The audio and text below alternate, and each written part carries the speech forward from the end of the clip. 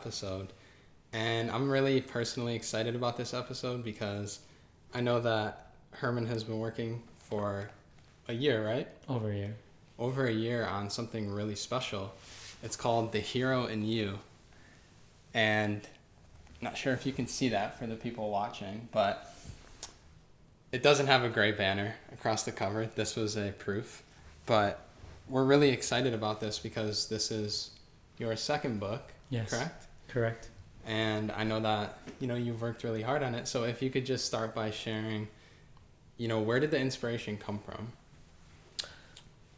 The biggest thing that I see people have an issue with is they always want to put people on pedestals. So it's like the reason why when you look at TV shows and movies now, everything is a superhero. Everything has to have powers. Everything has to have something that's extraordinary for someone to revere or respect you. But us as humans, we have that already inside of ourselves, except we don't develop it. And so I wanted to create almost like a blueprint that can help us get started to develop that potential so that we can make sure we maximize our efficiency. Wow, that's amazing. I think the Avengers and these other, movies, they're coming out one after another, and Yes. they're always selling out. Yes. Always selling out. Yes. And that's such a good connection to make that. Everybody's idolizing or looking at, even if in society, they're idolizing and looking at people who are maybe have more things or have more fame, and looking at them as like something that they can't become or something that's better than them. But that's completely not true. And when you think about it, sometimes the greatest heroes are the ones that never need the recognition. They're the ones that raise us, our parents. They're the ones that give us life, our parents. They're the ones that protect us when we're helpless, our parents. And we look at a lot of the people that we look up to, and sometimes we have to be careful because we hurt those the most. And that's why we need to make sure we are accountable, and that's what this book is trying to do, and convey that once we have that accountability, then it's so much easier to help everybody develop that internal hero so we can be there for others. We can learn to develop that strength. We can learn to develop the ability to become better. Absolutely. That's amazing. So when it comes to the hero in you, you want to go over maybe a couple of themes or topics that were discussed in the book? If you feel you're comfortable with that, yeah. Yeah, absolutely. Okay, go ahead. So let's go through, maybe let's open up to the table of contents, Okay. shall we? So I see in the table of contents, it's chapter 3 is the hero's formula. So can you maybe just, not with giving away the entire book, but maybe share a high-level overview of what that formula is?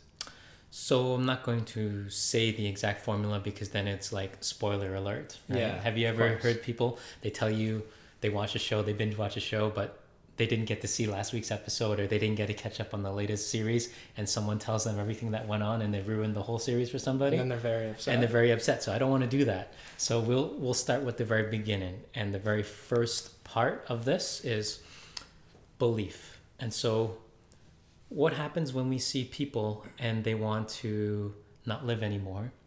They want to feel as if they don't have anything to share to the world.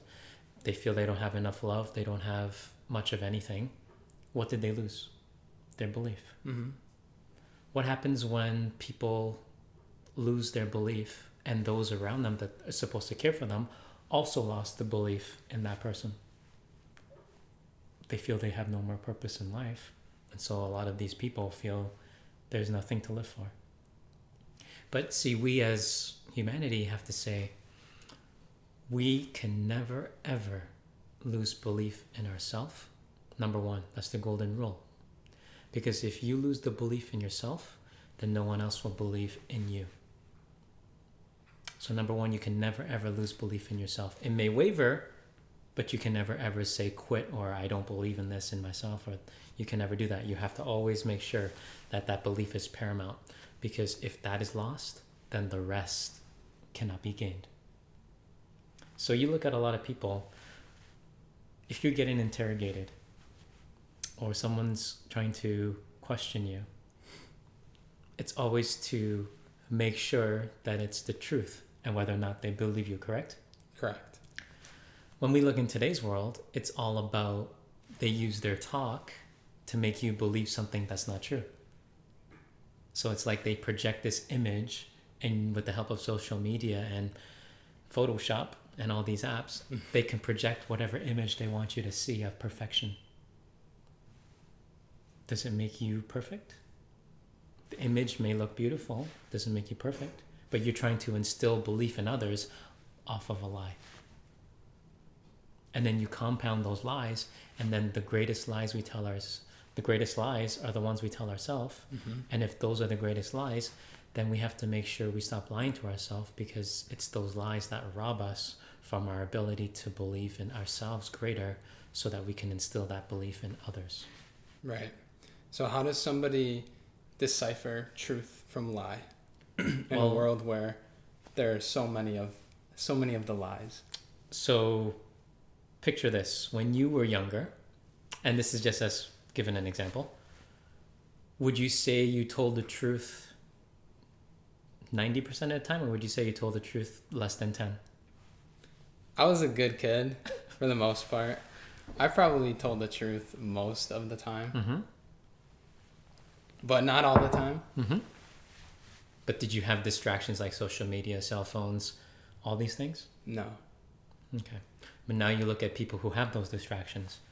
Would you say they're the opposite spectrum, where 90% of the time they project a certain lie? I would say that's accurate. And so what type of world are we going to live in when everything is skewed, everything's not true anymore, so that people have all these distractions that they don't know what is truth or what is defined to be pure anymore, because they are so tainted with so much baggage earlier and earlier and earlier. It's like they never had a chance. Mm-hmm. And if they don't have the chance, then it's hard to gauge, because they don't necessarily know what truth is anymore. No one really gave them truth. And then when someone actually does give them truth, what happens? They think you're too harsh. They think you're picking on them. They think that all these different things, because they can't take it, because Mm-hmm. no one's ever given them the truth before. Correct. So it's like we can't be so sensitive when we need to have that feedback so that we can evolve and get better. And the closer we are to that truth, the easier it is for us to make changes and to protect those we love the most. Mm-hmm. But everybody wants all the changes and other people to do it for them. Mm-hmm. It doesn't work that way. Right. So I noticed when we talk about beliefs, a lot of people, when I get on calls with them, before they get on a call with you, they'll say, like, what's the biggest thing that has changed Mm-hmm. from working with you? Mm-hmm. And it's so hard to put it into one sentence. It's so hard to put it into define it. Okay. I think the best way to define it is what other people would say the change would be. But internally, I know that my complete belief system is different. Back then, what I thought was good to what I think now is good is completely different. And back then, I thought it was okay to say what I wanted to say, to eat what I wanted to eat, to do whatever I wanted to do. I just thought that all that stuff was okay. But now I understand that, everything comes with a cost. Mm-hmm. That's a new belief that I have. Mm-hmm. And so what's maybe one thing that somebody could take away from this to maybe help them realign their beliefs in life? Well, you have to be very cautious what you choose to believe in. Have you ever seen people, they believe in someone so much, and then that they find the truth about that person, and they were stealing money from so-and-so, or that they were doing wrong to this person, and they're filled with so much disappointment. Mm-hmm. And then you later track back how their belief is in other people. They don't believe in anyone anymore, Mm-hmm. or very little. They don't believe in, for some people, they don't believe that there's any good people left in this world. And so you have to be very careful not to form beliefs off of a negative experience. Make sure you form a belief on truth. And not the lie. And not the lie. Because a lot of people form their beliefs on the lies, and then they keep telling themselves those lies, and they become compounded. They don't know truth anymore. Mm-hmm. They can't tell fact from fiction. Mm-hmm. And with us, we have to be very cautious what we allow in to our senses, because we have to make sure it's guarded. so that others aren't telling us what to believe in. Mm-hmm. We have to know, okay, if we know that you get sick by eating this and you see everybody else getting sick, then technically maybe the truth is trying to show you not to eat that. Mm-hmm. Or if you know everyone's doing a certain thing that's the latest fad and is very dangerous and a lot of people's health are at risk, maybe we don't do that. Mm-hmm. So that's truth trying to show it to you. But then we ignore the signs. You drive your car and ignore the engine light for too long, what happens? You're going to get stuck somewhere in a very unfavorable circumstance. Ignore the gas gauge for too long, what happens? You're stuck again. Ignore the oil gauge. Stuck again. Stuck again. Right? So if you ignore all the signs that are in front of you, the key word is stuck. Mm-hmm. Because you're so ignorant to it. You think, that's nothing. So what?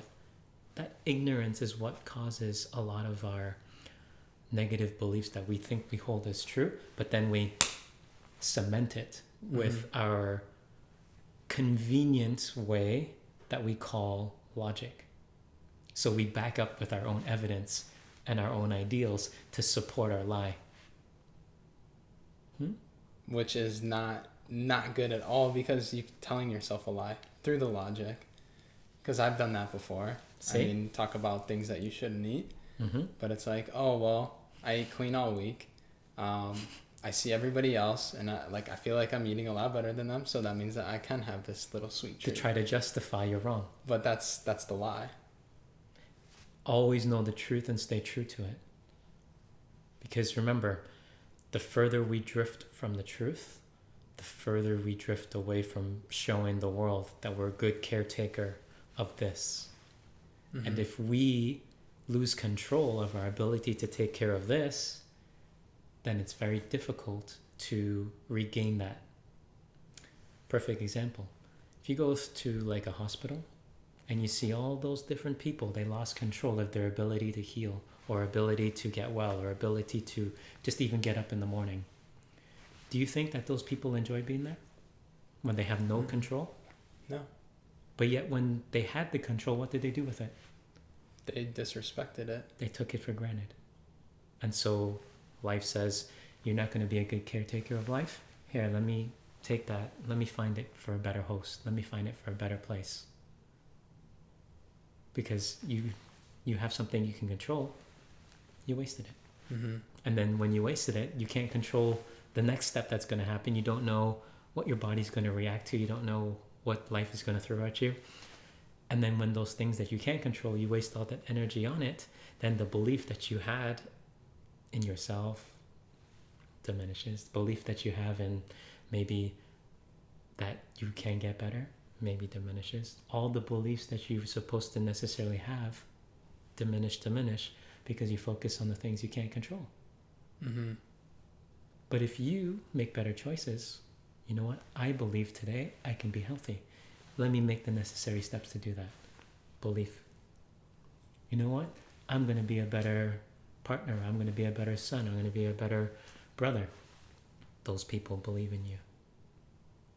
All of a sudden you go to work. I'm going to make sure that I overperform. Every time I'm supposed to do something, I always over-deliver and overperform, so that they know that this is not just a job for me. The belief in you that you can possibly do a better job at a different position or a higher position. See? So the belief goes in there. You instill it in others.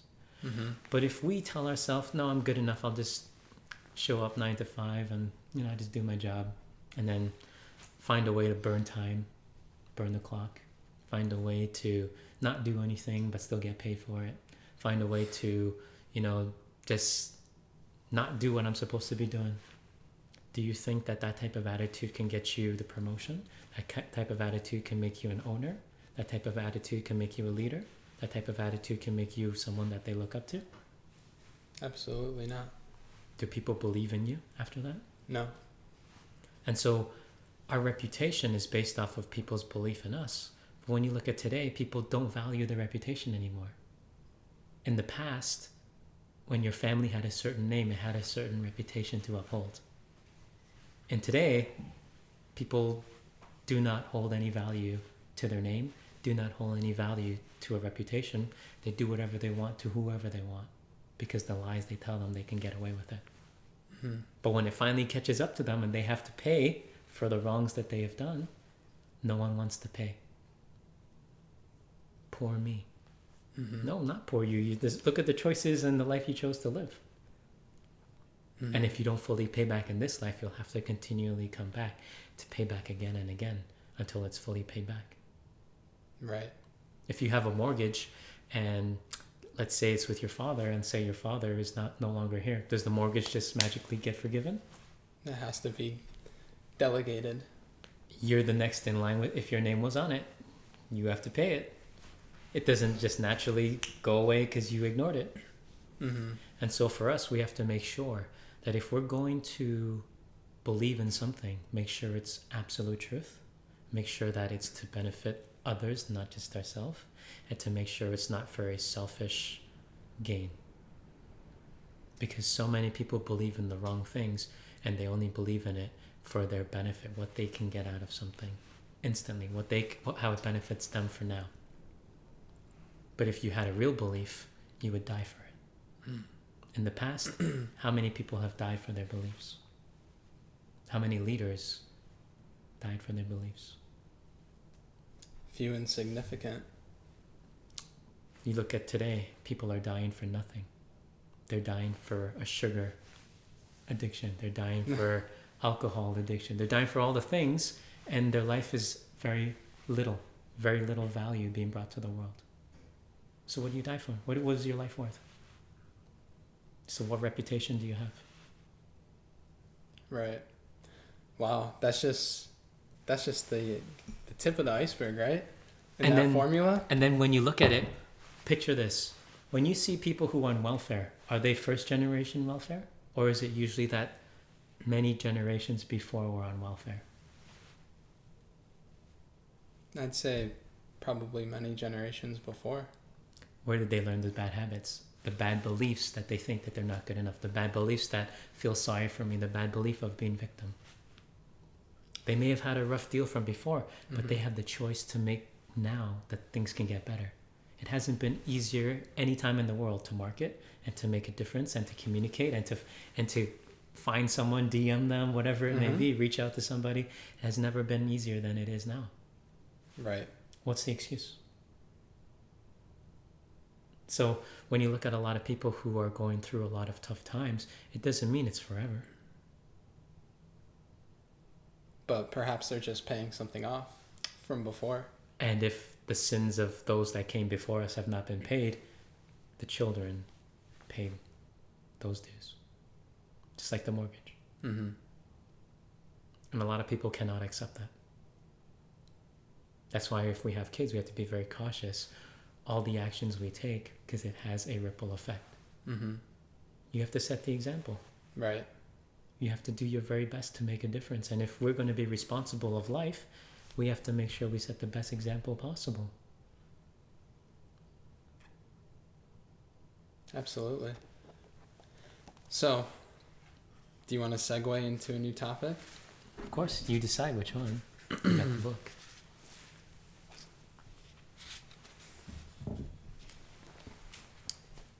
So I see at the very end it says destiny. So can we talk a little bit about destiny? Of course we can. So based off of destiny, a lot of people may not believe it because they don't understand it. So I'll ask you, what's your perception to the definition of destiny? Put me on the spot right here. I would say destiny is, it's almost like the reason why certain things happen. Like everybody says everything happens for a reason. And perhaps destiny is the reason why these certain actions have happened to you. The reason why that, like for me, for example, the reason why like I go through what I'm going through is based on my destiny. So maybe not the clearest definition, but destiny is perhaps where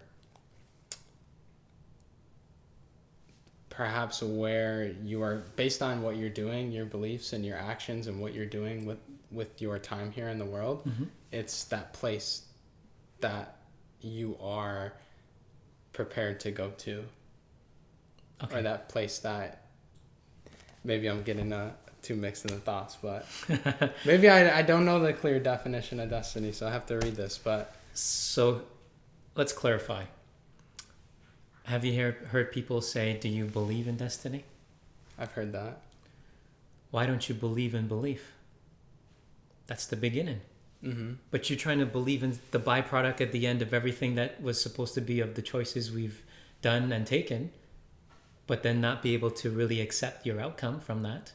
But you don't believe in the belief, which is the very beginning, as to how it can be corrected and how it can be modified, so that before it becomes the destiny, we fixed it at its source. Mm-hmm. But everyone's here looking for sweetness and looking to reap benefits and to pick fruit, harvest everything, but they didn't even plant the seed. And the seeds they do have planted haven't even been germinated. They haven't even taken its shape from the earth, has never even been accepted by the soil itself. But yet they believe in some mystical thing called destiny.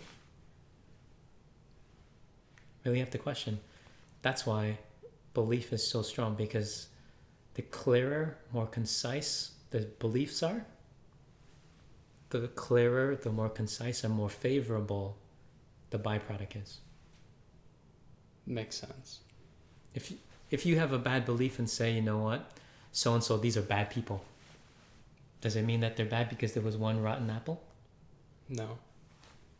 And no one has the right to judge someone, so why is it that we hold these senseless things against other people and put these nonsensical beliefs in ourselves that these are bad, or this is no good, or don't do this because of this? But yet we don't understand the source of where the belief is coming from. Just because the parents said it doesn't mean that it's true. If the parents told you, no, we're supposed to be poor because that's how it is, you gonna accept that? Or are you gonna say, there has never been an easier time for me to take life by the horns and do something with it. Do something with my life. If you choose to accept that you want to be that way, then you be that way. But you know what? I have the ability. I got health. I got the ability to make my own choices. Let's make some better ones. And ultimately, the choices that you make will have an impact on your destiny. Of course.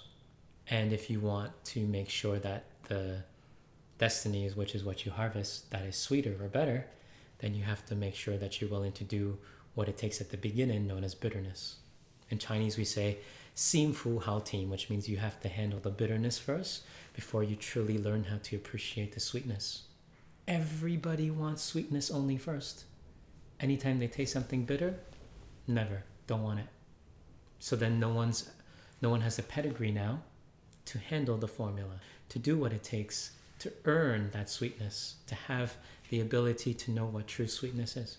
And it's not sugar, it's not your treats. That's not the sweetness we're talking about. Right.